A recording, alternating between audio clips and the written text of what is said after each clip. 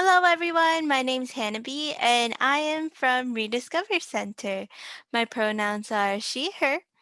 I am an Asian American woman with medium skin and brown hair, which are both in two buns right now. And I'm wearing a pink headset with cat ears on it for the spirit of this festival's theme, which is safari animals. So, um, thank you so much for joining us today. I will be sharing my screen to show some visuals about some of the things that we do at reDiscover Center. And before we get started, I did want to mention a quick thank you to the Santa Monica Office of Sustainability and the Environment for sponsoring today's activity. They're the reasons why we get to share uh, the valuable work that we do at reDiscover Center. So thank you so much, Santa Monica, for having us. And just to give you a brief idea, if you've heard of reDiscover Center before, type it in the chat. What have you heard of us? And if you haven't, I will be telling you exactly what we do. We actually have a creative reuse center in Santa Monica. We believe that it's important to emphasize with young tinkers like you that there's a lot that we can do with some of the junk that goes into landfills. And so we want to encourage you to creatively reuse some of the things that normally would just go in the trash and instead using them to make fun stuff like what we're about to do today. So creative reuse is a word that we will be using a lot, and it just means to use something in a creative way to make something new or to fix something old. And if you can see any of the pictures on this board and you have something that you can observe that you want to talk about in the chat of how some of these things are being creatively reused, please type it in. We'd love to see what you are observing. For example, we see this plastic water bottle, which either gets recycled or just thrown away. And you can creatively reuse a water bottle to make something else, like a planter. Creative reuse is just one way of turning things that are made for something else into something new. Another word that we use a lot is tinkering. And we call ourselves a tinkering school because we teach tinkerers how to tinker. And all that tinkering is like making. It's about experimenting with what you're making and the materials that you use and using what you have around you. Being resourceful. This is why most of the materials in our kit are actually items that we highly encourage people to use for creative reuse because to some people it's junk, but to us, it's really soulful material. So here are some examples of some handy creative reuse materials that we can find every day. We use some of this stuff and we don't even know it, from packaging that we get from our food. If you can type in the chat real quick, some of the very specific examples that you might see on this board right now. Type it in the chat. For example, I see some plastic utensils right here and straws too. I know that plastic straws are no longer a norm in most restaurants, but we still have them. And so if you could take some of the straws that you find instead of throwing them away immediately after using it, you could keep them and make stuff with them. I could see a lot of cardboard too. You know, if your family orders stuff from online, keeping the cardboard from those orders is actually really useful because you can make a lot of stuff with cardboard. And I see some buttons, broken toys. You can definitely tinker with broken toys, plastic containers, paperboard, and so much more. So now that we've gone over what looks like creative reuse materials, look at and lay out all of the materials that you got from the materials kit if you received one.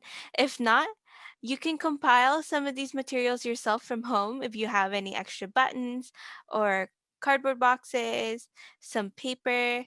Most of what we're really going to need today is scissors, tape, markers, and paper. You can do finger puppets without having to find any of the other creative reuse stuff. All you need is paper, tape, and scissors. So while we're going over this book, go ahead and start gathering your materials and laying them out, just getting an idea of what you're going to use today. Also, if you have liquid glue at home, have that handy too. I think some kits come with glue dots, or all of them come with glue dots, but if you don't have a kit, liquid glue is going to be very helpful, even if you have the kit. Keep it around. Let's look into this book real quick. This book is called Sonia's Rainforest by Juana Martinez Neal. It's a story of a young indigenous girl named Sonia who lives in the Amazon in Peru. Through the book, she encounters many animals that she calls her friends. I'm going to skip to my favorite spread in this book. Sonia is dancing on the page, and it says, after visiting all of her friends, Sonia is ready to go home. She can't wait to see her mama and baby brother again. Can you name any of the animals on this page? Type it in the chat if you can. I see a sloth, which is one of my favorite animals. I also see a crocodile, but I think this species specifically is called a caiman. I saw that in the back of this book. There's a snake on a tree branch and a jaguar right under it. And somehow they look very friendly. Okay, now let's close this book and let's start making finger puppets. Looking at this book by Juana Martinez Neal really inspires me, so we can make an animal that we saw from the book, or you can make any jungle or safari animals that you want. Take your sheet of paper and trace your hand just like this with a pencil. This is where you can sketch what your finger puppet might look like and how big your finger puppet, your animal, is going to be. These are some examples of other animals that I've made in the past. I want you to think about, while you're sketching the finger puppet that you're about to make, think about what kind of materials you want to use from your kit or from home, like how you're going to use the mylar or how you're going to use the paperboard that you've collected. And remember that you can mix these materials together. Also, think about how these finger puppets are going to stick to your hands. If you're taking a look at some of my examples, you can see that they're either sitting on a cone, to the top of a cone, or on cylinders. And all that takes is rolling some paper. So we're going to do that together after we create the puppets that are going to be stuck on them. So now that we are basically ready, let's start sketching on the sheet of paper what our animal is going to look like. I'm going to draw a big round head for my sloth and some eyes. I'm already thinking about what kind of materials I'm going to use while I'm drawing this guy and give him a really cute face and a mouth. I think the I'm probably going to draw that on paperboard. And then I'm gonna draw a paw. I think sloths have like finger like that fingers that look like nails, like really long nails.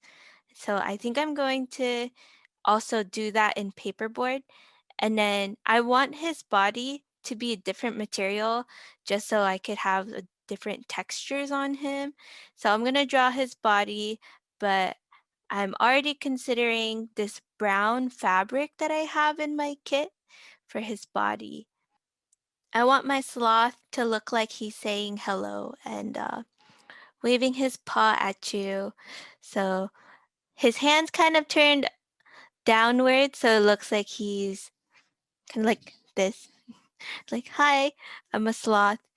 And so I'm gonna take this recycled cereal box. This is a paperboard piece. I think I'm gonna do it all in marker right away. So I'm gonna use like an edge so I can conserve my material. And remember, you don't need paperboard to do this. You could also just use a sheet of paper. I think you could also try putting the head of your animal on a bottle cap if you wanted to. So I'm gonna place my head up here. I think the body's gonna be made out of this brown fabric, so I'm going to draw on it with my marker. Finger puppets are a way to tell stories. You can use this to show the interaction of animals with each other. You can make multiple ones to show how they play together or fight like they do in the animal kingdom. Uh, you just gotta have fun with it. Tell a story with it. If you have glue dots, you can probably glue dot some fabric to other materials. It might work. That's the thing about tinkering though, is that sometimes it doesn't, there's some adhesives that stick better at certain materials but won't work for other ones. Like I've tried taping cork together and that didn't work.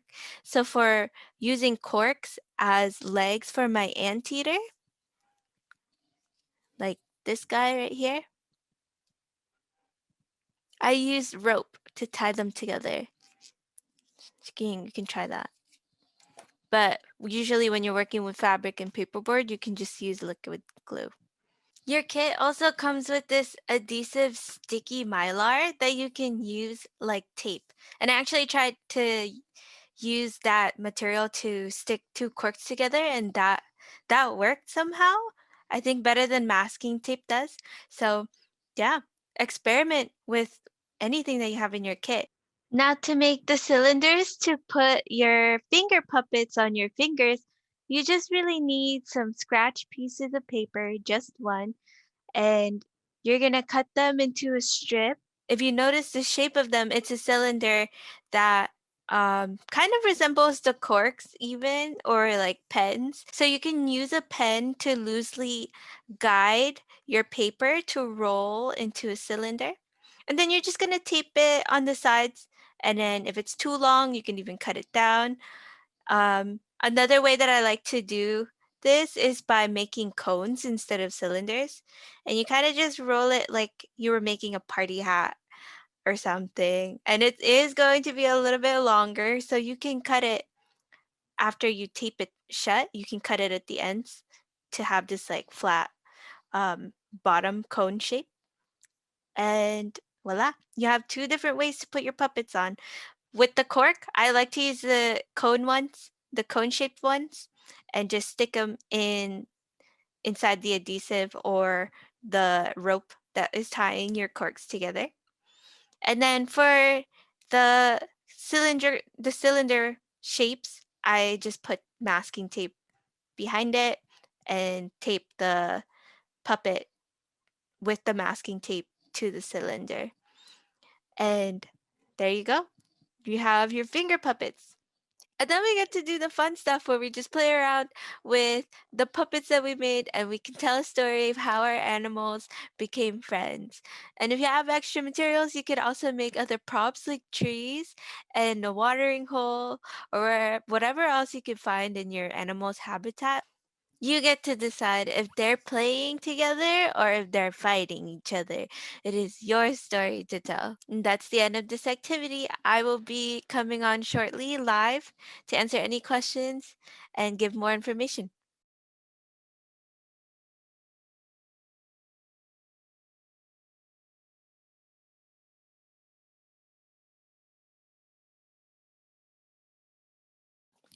Hi everyone, I hope you enjoyed this activity. I'm sorry, it does feel a little bit like a crash course for tinkerers, but I hope you enjoyed it regardless. Please go to the main stage to finish off our festival. I think we have a main program that starts at 11:30. So check out all of our organizations in the expo hall and please upload the puppets that you made in this Google Drive folder that I put in the chat. I would love to see what you came up with today. Bye. Thanks for coming. Yeah, so I did mention that sloths are my favorite animals. So this is my friend Buffalo. I named him after buffalo wings because I ate buffalo wings the day that I got them. Yeah, thank you, Michelle. Anyone have any questions? I think we have like 10 seconds until officially end of this session. So thanks for coming, everyone. Let me see if anyone's uploaded anything into the Google Drive. Not yet. Well, that folder is available for anyone to access. So thanks for coming. Thank you, Jose. I'm just going to sit here with Buffalo until I gotta go. All right. I will see you all at the main stage. Thank you for coming.